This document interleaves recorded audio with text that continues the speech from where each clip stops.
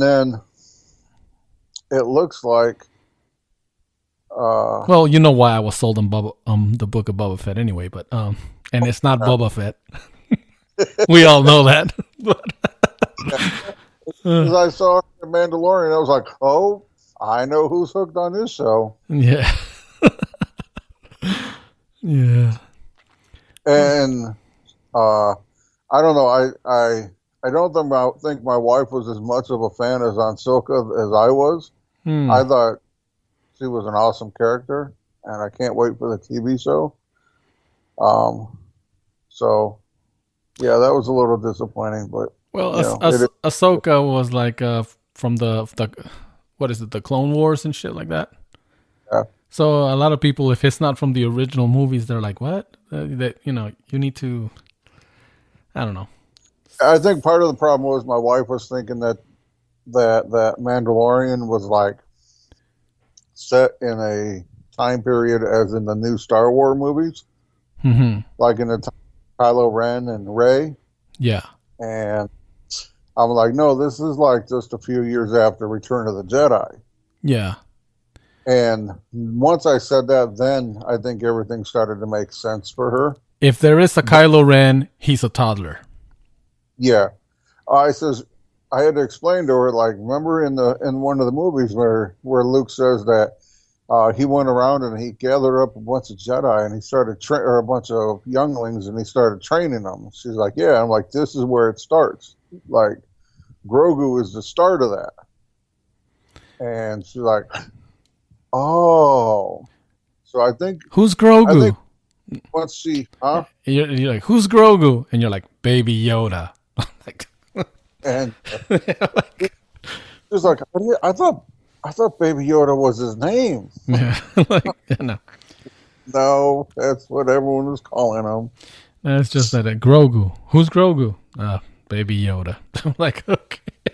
Once she made that distinction, once she really understood the time frame that the show was in, everything else kind of fell into place. Well, that's pretty cool, man. Yeah, like I said, we've been doing this as a family thing too. Sitting down watching that. Um, except for Cobra Kai, I binge watched that on my own. That I just I absorbed that fucking thing. That made me feel good. It was one of those things, man. Like I said, I, we.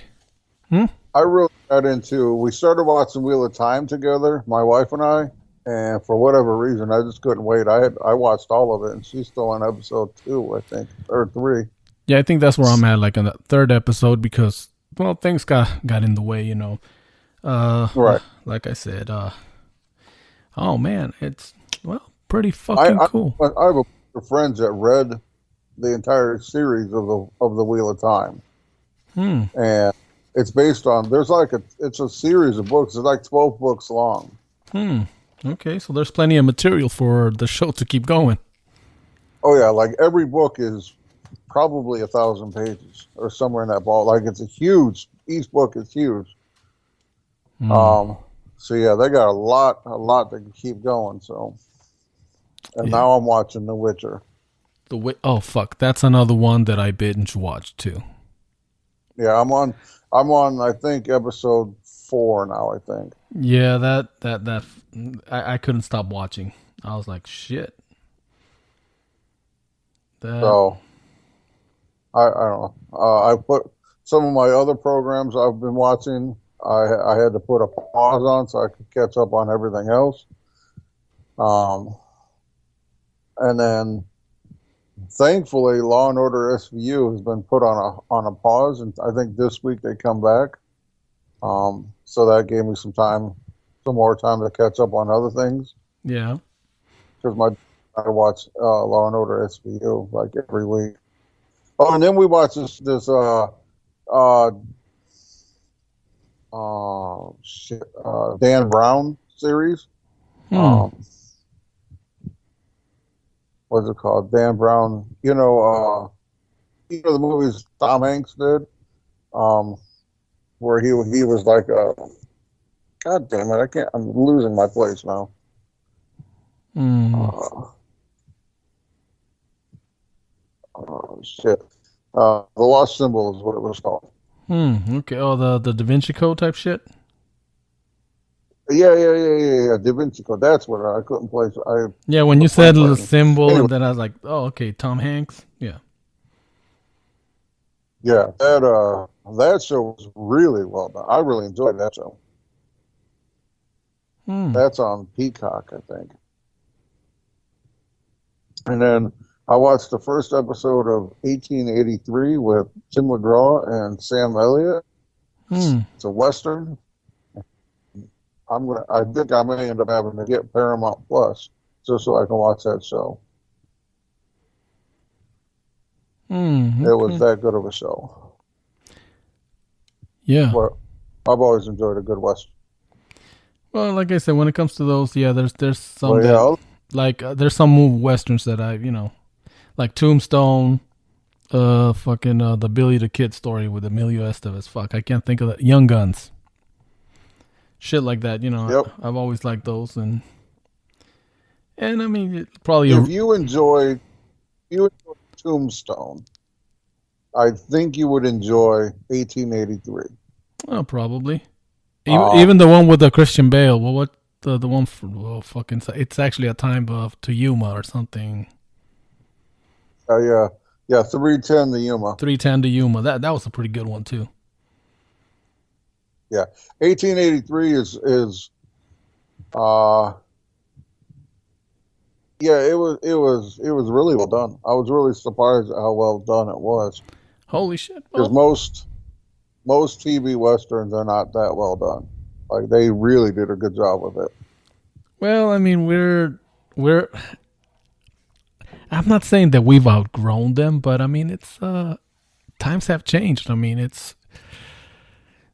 But yeah, it's always good to see something, if you're into that. I mean, like I said, I grew up watching, well, yeah, like the Magnificent Seven. Right. My dad liked to watch John Wayne. I mean, I used to give him shit telling him that why he walks funny, right? You know, my dad just gave me a dirty look, but you Yeah, know, some of the old timers don't want to admit it. yeah, I'm just saying, no, actually, I never got the chance, but it would have been funny as fuck to watch Brokeback Mountain with my dad, just to see Oh, his fucking reaction. Just like, what the fuck? Like, I mean, that's one of those movies that for some reason it came out. I mean, my dad was still around when it came out, obviously, but what I'm saying is, I just never got around to watching that with him right. because I would have loved just to see his reaction. That would have been like, that's it. Speaking of movies, you know what's one I just watched? I just watched Matrix Resurrection. Oh, so you've watched that one, motherfucker? I'm behind on that. I really 100%, if I can be honest with you, which I've always been, I wouldn't waste my time. Whoa. I I don't think that it was necessary to make it. I don't think it brings anything to the story arc. I think they could have just left well enough alone and it would have been fine. I think this movie actually hurts the franchise. So maybe producers were just thinking of cashing in on the nostalgia factor. Maybe, Kind of maybe. like, I There's mean, a few. well, I don't know. like I can get it. Ghostbusters. Have you seen Ghostbusters? No. Holy fuck. A lot of people were a little upset with that one, but if you haven't seen it, you need to watch it. It was very good. Okay. I mean, Yeah, I was really looking forward to Matrix because I enjoyed all three of them. And yeah. dude, I was like, I got done with it. And I went, Mm, huh. I could have waited So, till this was on Netflix, like well, I watched it on HBO Max, HBO. and Hmm. I'm like, yeah, that sucked. So, and which is sad because I don't think I've really ever said that about a Keanu Reeves movie. Most of his movies are really well done, but that one was horrible. Well, on the one good thing that I've read is that he gave 70% of his salary to. Oh wow, I had it here. I just lost it. He donated 70% of his salary though. To Huh. He does that a lot. yeah. I I like just that. I just can't hold on. Wow. Hopefully I don't lose you here, but 70% of I his think it's cool that he donates so much of his money. hmm. And you never hear anything bad about him in the press either. He's always, it's always good stuff, which is cool. Yeah, so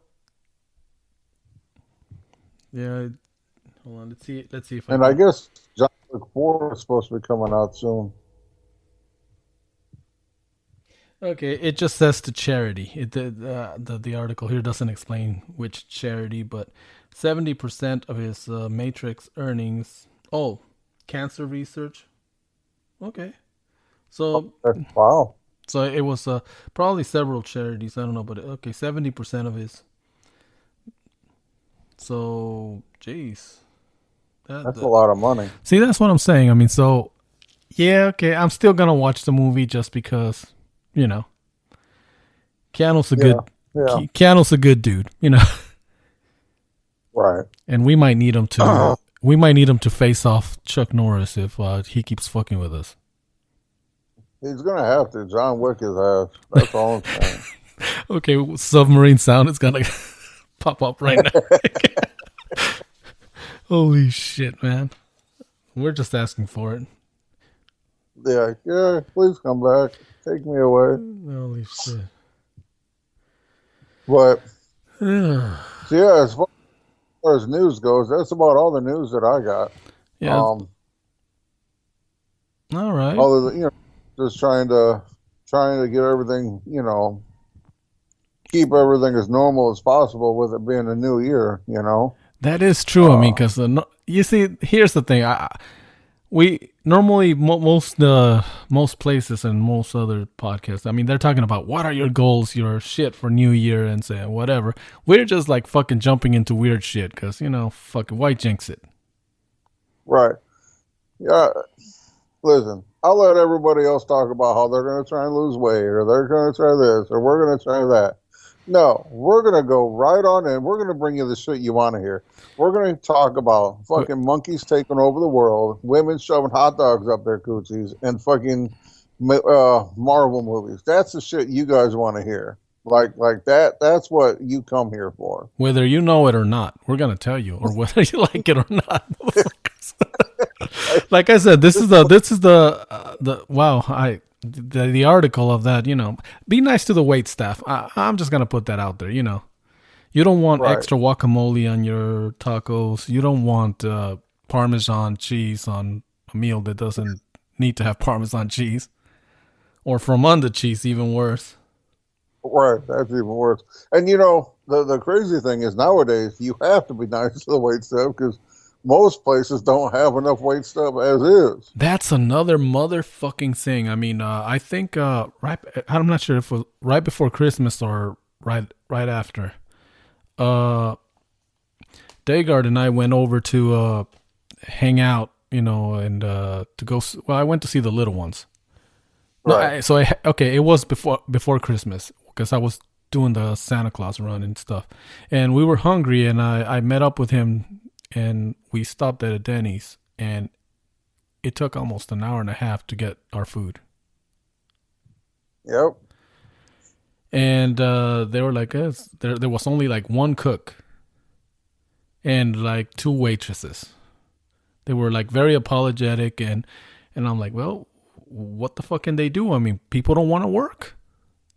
Well, I listened to Breaking Points with Crystal and Soccer, Mm-hmm. um, and I've referenced them before, and I will continue to reference them.